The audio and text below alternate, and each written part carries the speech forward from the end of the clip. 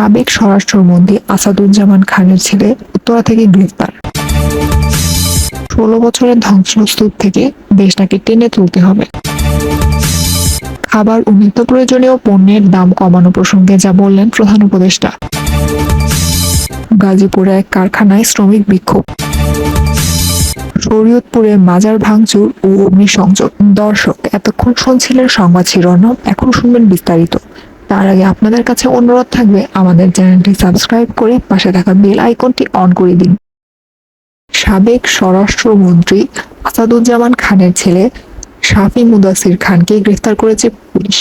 গতকাল শুক্রবার দিবাগত রাত 3টার পর রাজধানীর উত্তরা থেকে তাকে গ্রেফতার করা হয়। ঢাকা জেলার পুলিশ সুপার আহমেদ মহিব এ তথ্য নিশ্চিত করেছেন। তিনি জানান, সাবেক স্বরাষ্ট্রমন্ত্রী আসাদুজ্জামান খানের ছেলে শাফি মুদাসির খানের বিরুদ্ধে আশুলিয়া থানায় মামলা হয়েছে। সেই মামলায় উত্তরার একটি বাসায় অভিযান চালিয়ে তাকে গ্রেফতার করা হয়েছে।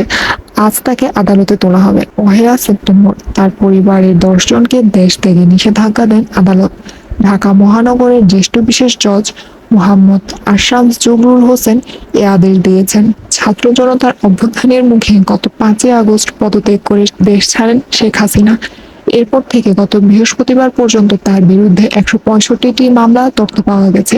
এর মধ্যে 147টি হত্যা মামলা। দর্শক, আজকের ভিডিও এই পর্যন্তই। পরবর্তী কোনো ভিডিওতে দেখা হচ্ছে। ততক্ষণ পর্যন্ত ভালো থাকুন, সুস্থ থাকুন। আল্লাহ হাফেজ।